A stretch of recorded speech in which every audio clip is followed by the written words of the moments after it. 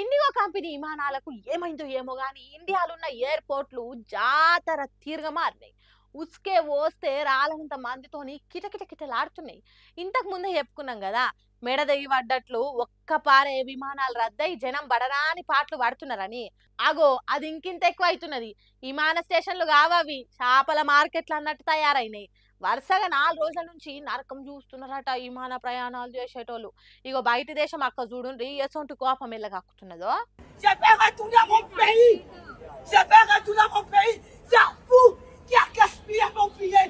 Alors, je vais mon billet. Je vais mon billet.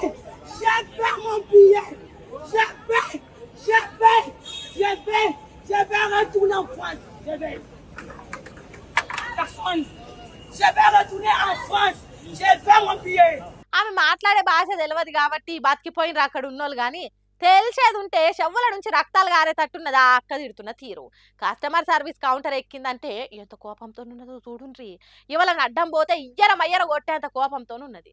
మన దేశము ఎందుకు వచ్చిందో, ఏ దేశం పోవాలనో తెలియదు కానీ కొద్దిసేపు ఎయిర్పోర్ట్ ఎయిర్ తీసినంత పని చేసింది. ఇక దీని మీద కాంగ్రెస్ పార్టీ లీడర్ రాహుల్ గాంధీ ట్విట్టర్లో పోస్ట్ రాసిండు. మోడీ సర్కారు ఒంటెద్దు పోకడ వల్లనే గిట్లయింది. దేశంలో ఓ 2-3 విమానం సంస్థలుంటే ఇంత తిప్పలయ్యేది కాదు. దేశం మొత్తానికి ఇండిగో ఒక్కటే ఉండాలి అన్నట్టు, వాళ్ళ వ్యాపారాలే బాగుపడాలి అన్నట్టు ఇండిగోతోని మోడీ మ్యాచ్ ఫిక్సింగ్ చేసుకున్నారు. ఇప్పుడు దేశంలో అల్లకల్లోలం పుట్టించిండ్రు అన్నట్టు సోషల్ మీడియాలో రాసుకొచ్చిండు.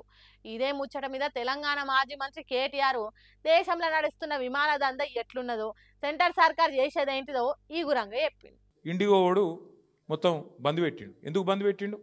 ఇది గమ్మత్తైన ఉదాహరణ మీరు చెప్తే అర్థం చేసుకుంటే మీకు అర్థమవుతుంది నేనేం చెప్తున్నాను. సంవత్సరం కిందట సివిల్ ఏవియేషన్ మినిస్ట్రీ కొన్ని రూల్స్ పాస్ చేసింది. ఏమని? శ్రమ దోపిడీ చేయొద్దు, వారానికి ఒక పైలట్ అంటే ఆయన గింతనే నడపాలి, ఇంతకంటే ఎక్కువ నడపద్దు అని చెప్పి సంవత్సరం కింద రూల్స్ పాస్ చేసిండ్రు. సంవత్సరం కిందటనే వాళ్ళు కొన్ని డైరెక్షన్స్ ఇచ్చిండ్రు. DGCA, director general of civil aviation. IndiGo, air India రెండే ఉన్నాయి భారతదేశంలో, ఇంకోటి లేడు. ఇప్పుడు ఏమైందంటే ఇది లిటరల్గా 2 వ్యక్తుల చేతులు మొత్తం భారతదేశంలోని విమానయానం మొత్తం 2 సంస్థల చేతులు ఆధీనం అయిపోయింది. ఈ ముచ్చట ఇట్లుంటే ఇండియా ఓనర్ను కాకుండా ఆ కంపెనీలో పనిచేసే నౌకరీదారులను, ప్రయాణికులను తిప్పలా పెడుతున్నారు.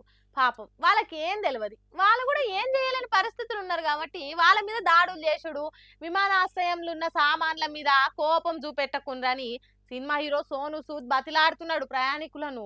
ఎవరైనా చెప్పినా 1 రోజు 2 రోజులు 4 రోజుల నుంచి ఇట్లా ఇక్కట్లు పెడితే ఎందుకు ఊకుంటామన్నట్టు ప్రయాణికులు చేస్తున్నారు.